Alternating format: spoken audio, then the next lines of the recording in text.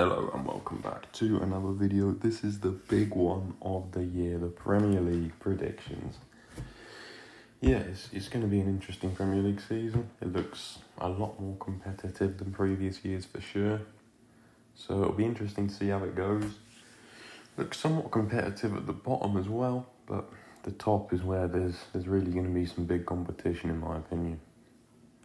So starting off bottom of the league, I've gone with Burnley. And to be honest, I've never been so confident in the 20th place. Scott Parker is a serial relegation manager across multiple teams, and he's going to add Burnley to that list. You know, Parker, he did deliver a great championship season for Burnley, to be fair. But that is the championship.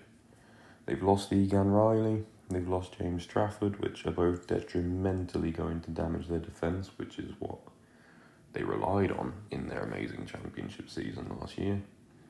They brought in Dubravka to replace Trafford, who is a good goalkeeper, but I just don't know if he's going to be able to perform to those Trafford levels. And to be fair, would Trafford have been able to do it in the Premier League with Burnley? Probably not. So is Dubravka? Probably not. I mean, they signed players like Kyle Walker. It's an aging Kyle Walker. And as much as he does add experience, he doesn't do a lot to solidify that damaged Burnley defence. Nonetheless, I do think Burnley will again be relying on their downgraded defence, because I just don't see them scoring many goals this season. They don't have the quality. Their biggest goal threat is Broja, who's also incredibly injury prone, it's worth pointing out. It's a very risky signing, especially for a steep 20 million, and the entire window's just felt incredibly lacklustre from Burnley. They were going to have to do massive things if they wanted to survive, and frankly they've been unable to. 19th, I've gone with Leeds, and Leeds is an interesting one.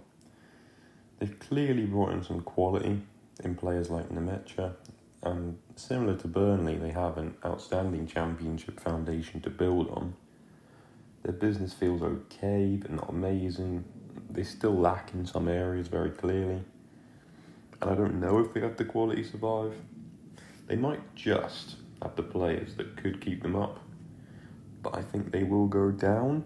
And that's partly attributed to, similar to Burnley and Scott Parker, the fact that Leeds employ a serial relegation artist in Daniel Farke, who I can't see seeing out the season, and I think will once more be involved in a relegation, albeit I don't think he'll finish the season in charge of Leeds, as I say, but he will be heavily involved in their relegation this year. So those two for me, I felt pretty confident about. It then gets a bit more interesting, and I don't know what to do from this point. But I went with Brentford, 18th, relegated Brentford. And obviously that's going to be controversial, I understand that. But I also think it's becoming an increasingly agreed on view, because this summer in many ways has been an absolute disaster for Brentford. Manager Thomas Frank joining Spurs is by far the biggest loss of the summer, especially given they made the decision to replace Frank with his set-piece coach. Jordan Henderson's arrived as probably the biggest arrival of the summer at Brentford after a failed stint in Saudi Arabia and a spell at Ajax. They've also secured Coyote on a permanent deal, which, to be fair, is important, and they probably also did upgrade on Flecken by securing Kelleher, but that is effectively it for the ins at Brentford. And the outs are massive. Flecken, of course, left for Leverkusen, but as I say, upgraded on by Kelleher. But they lost club captain Christian Norgard to Arsenal, and their best player, arguably in Bryan Mbeumo, has joined Manchester United and has not yet been replaced. It also remains very possible they could lose Visser before the conclusion of the window. And with no replacements in the door yet, alarm bells have to be ringing at the G-Tech, and I just think if they don't get their act together, the trapdoor is going to open for Brentford. And that means I've not gone with all three newly promoted teams going down, and that is Sunderland staying up, and I've got them staying up in 17th. And to be fair with this prediction, there is a hell of a lot of room for it to go wrong. Former West Ham player Masaku has just joined the club, which is a good signing, but he's one of many. Granit Xhaka, Gui, Adingra, Talbi, Ronaldo, Diarra, and that's not all of them. But that's all well and good.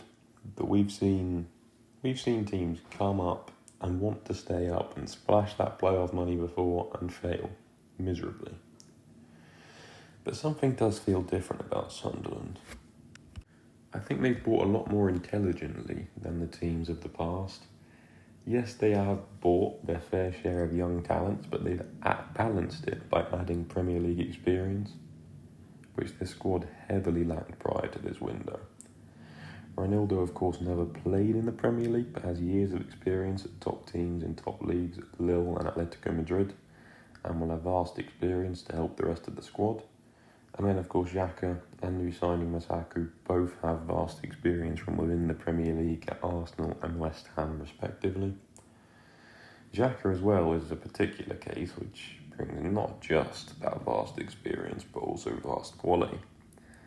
He's an unbelievable acquisition for a newly promoted club, and is going to be a key asset if they are to survive.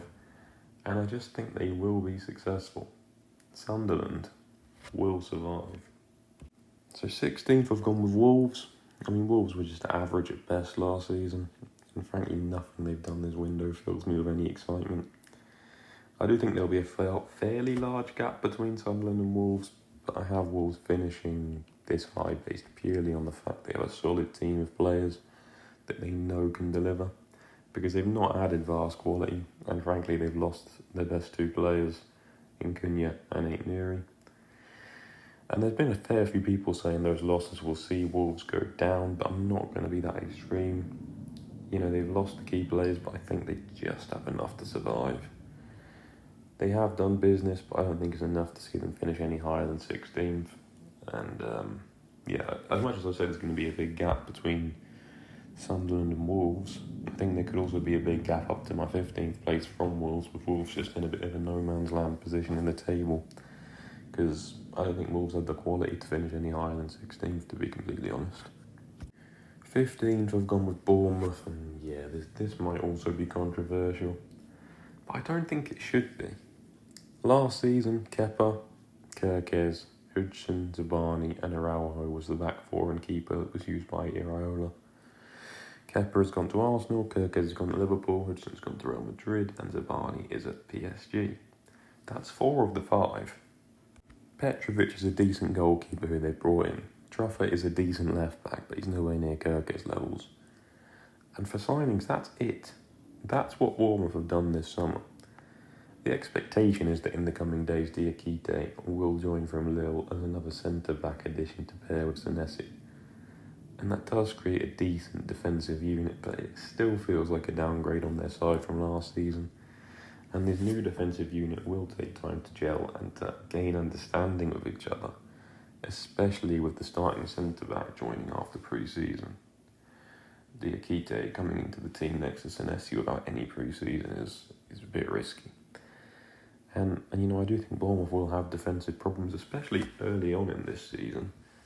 And the rebuild is going to take time. They've had to rebuild their whole defensive unit. It's going to take time for it to all click.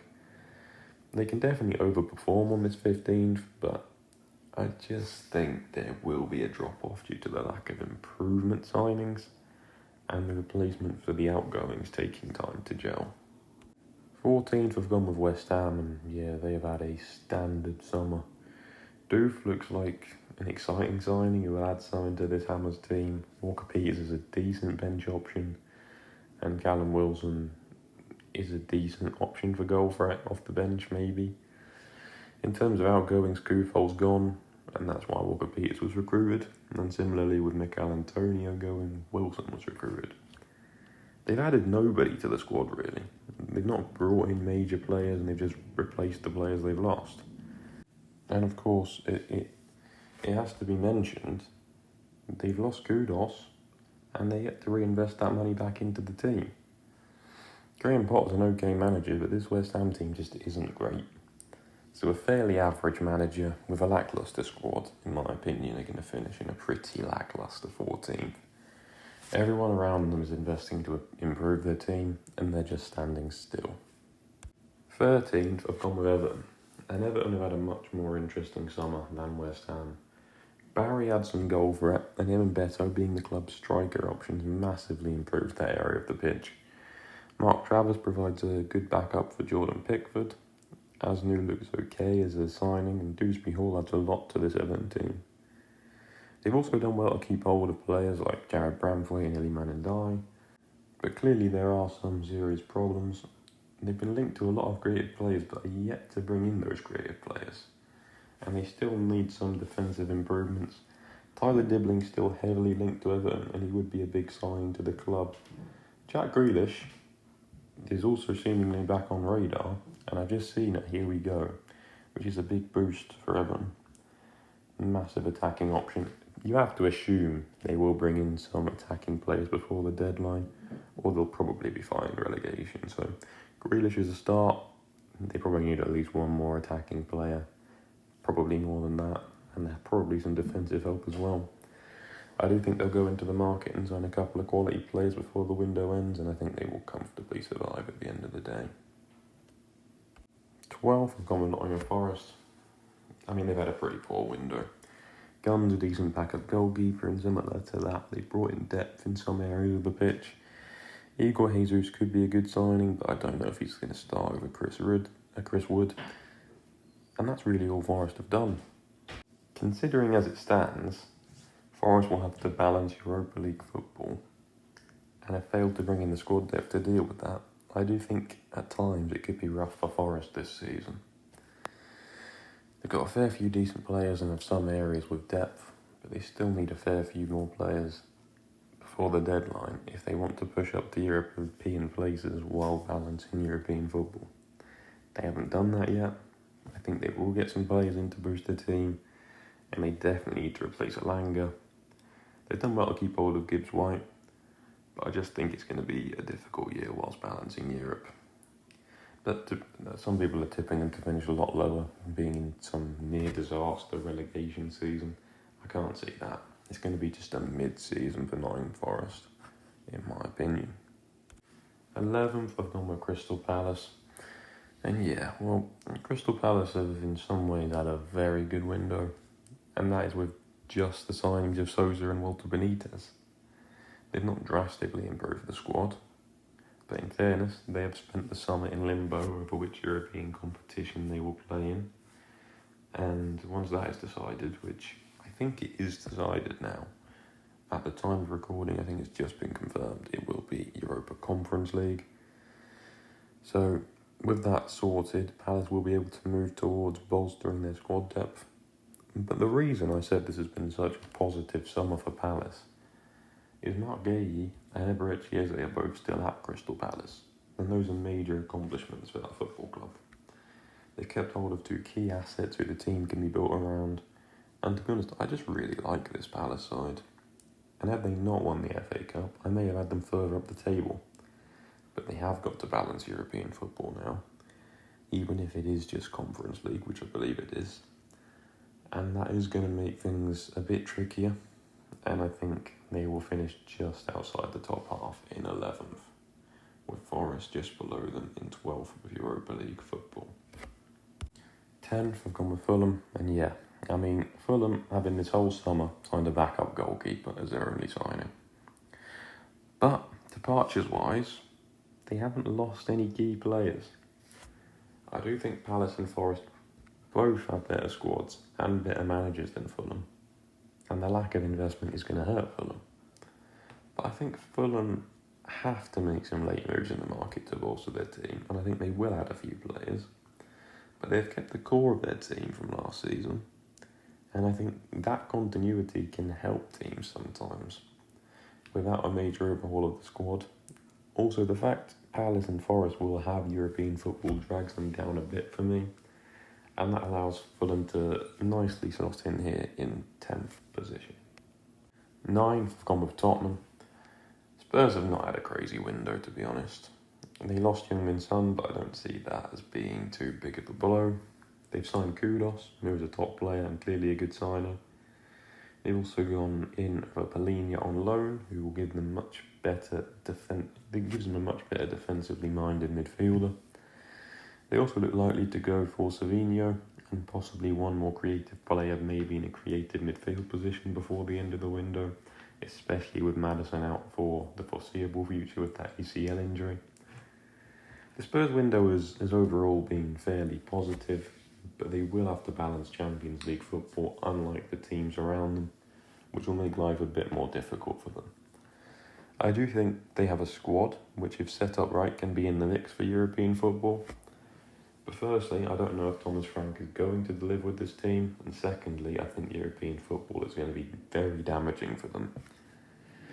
That combination of problems will see them finish outside of the European places, in my opinion, down in 9th with a decent run to maybe the round of 16 of the Champions League, maybe even touching the quarterfinals, I don't know.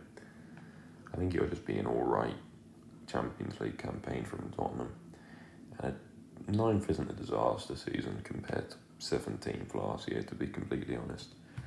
And next year they'll have no European football and can build up and push back into those European places. 8th, I've gone with Brighton. And Brighton above Tottenham, some people will probably be questioning that, and fair enough. But Tottenham have got Champions League football, remember. Brighton did lose João Pedro this summer, which acts as the biggest loss the club have had so far. They've brought in some decent players, but they haven't really replaced Pedro, so I assume Danny Welbeck's going to be starting the season. Nonetheless, I do think it's a very strong Brighton team. They won't have European football, and with Nottingham Forest having European football and dropping down the league, they will open up a 7th place for Brighton. However, that place will be taken by somebody else. This 8th place for Brighton, though, could end up being Conference League if England gets that 5th Champions League spot and the cup winners play into Brighton's hands a bit. To be honest, ultimately, I think 8th is a reasonable season for Brighton, and sooner or later they will crack back into the European places, whether or not it is this season. 7th, I've gone with Man United, and I had Brighton here for a while. Basically the whole summer I was confident Brighton were going to finish 7th with United in 8th. But as United have continued to make moves in the market, the balance has definitely swung in their favour. Cunha and Mbeumo are major signings, and those two, with the new striker Benjamin Sesko and the established Bruno Fernandes and Amad Diallo within the team, create an incredible attack. It remains to be seen as to whether all of those new recruits will perform at Man United, and of course Sesko will have to adjust to a new league. Whether he has trouble doing that's yet to be seen, but he hasn't had a pre-season with the club, which could complicate things a bit more for him. But there's no denying Man United have created an incredible attack, and they don't have the European distraction, similar to Brighton.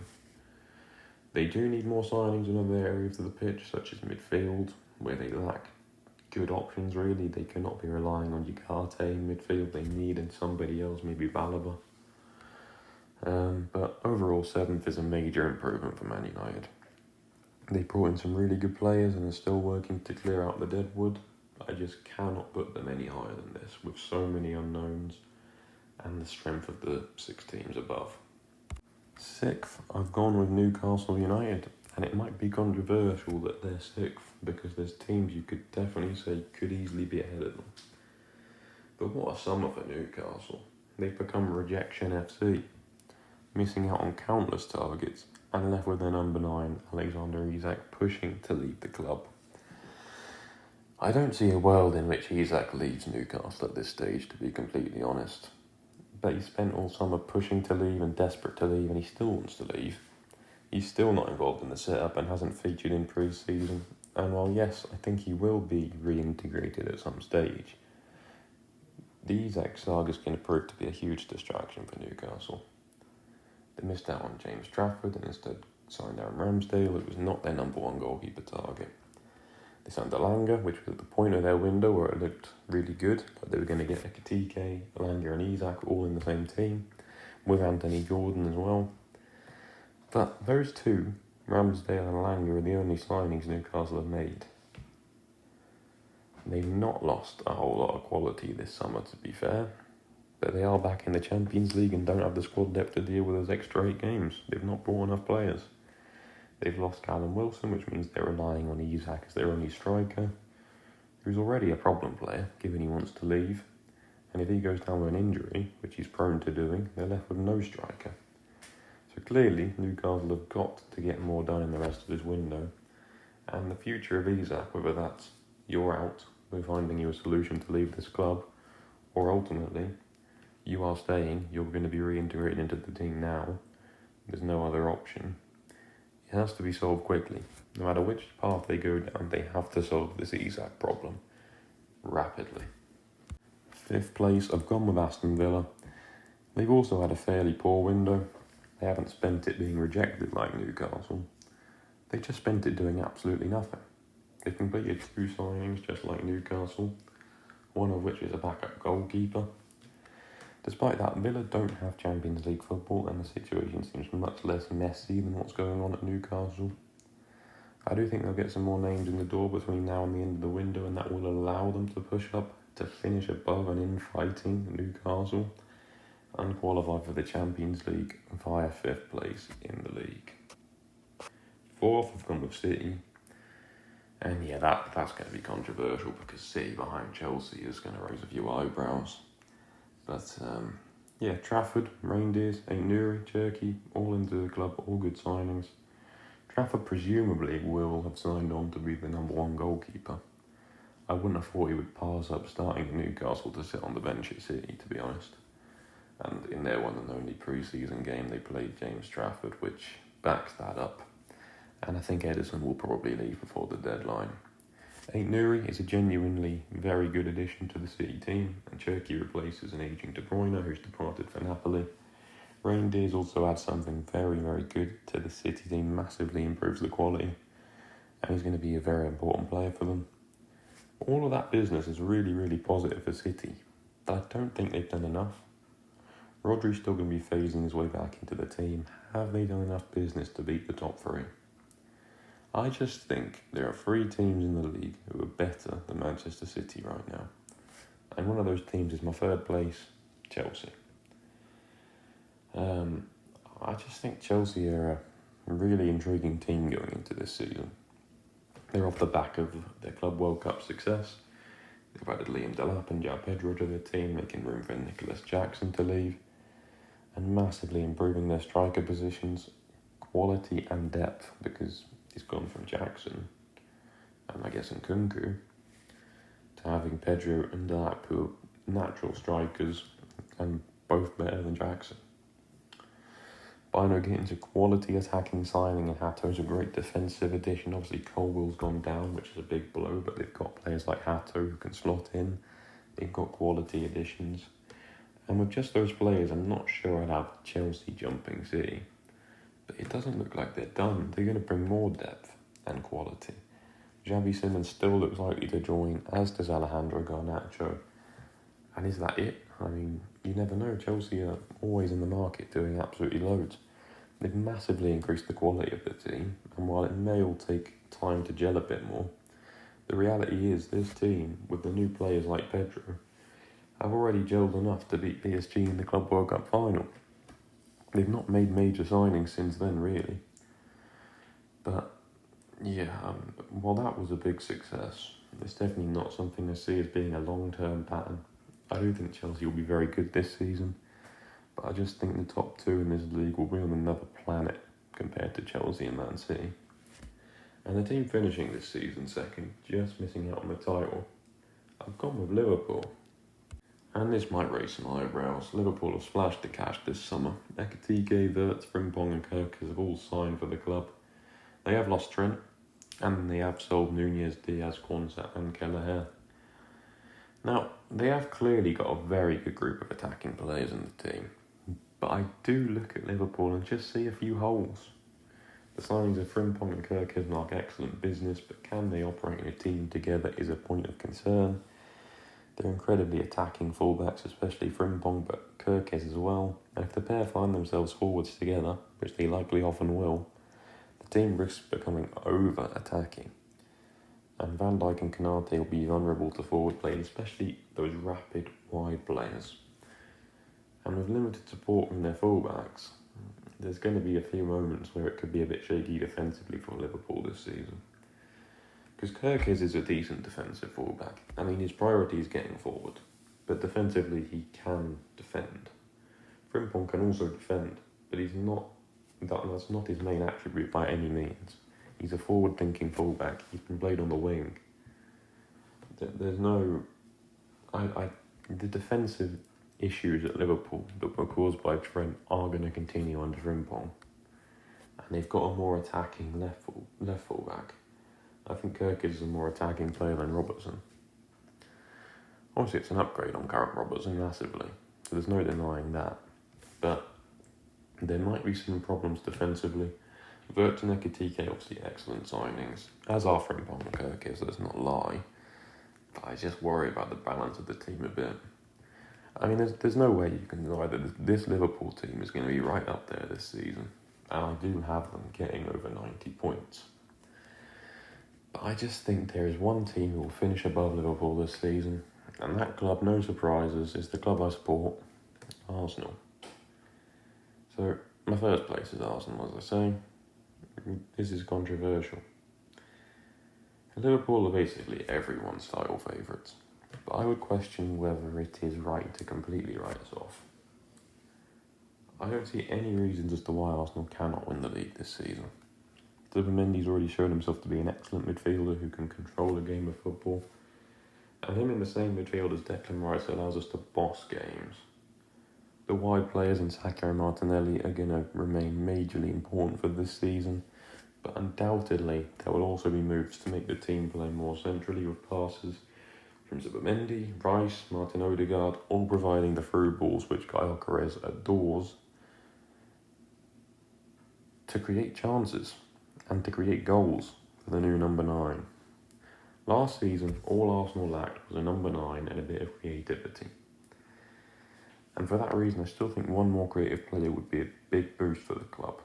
But they've solved the biggest issue, the number 9 problem. They've upgraded Partey by getting Martin Zubimendi in, and they've strengthened the depth all over the pitch. It has been a very strong window from Arsenal, and I think once a few outgoings are settled, we will dip back into the market and fill that creativity gap, whether it be Eze or whoever else. And yeah, I think all of that will put us in a very strong position to be Premier League champions at the end of the season. We cannot finish second 4 years in a row. So, yeah. That is my actual 20 predictions. I'm going to do a couple of extra things.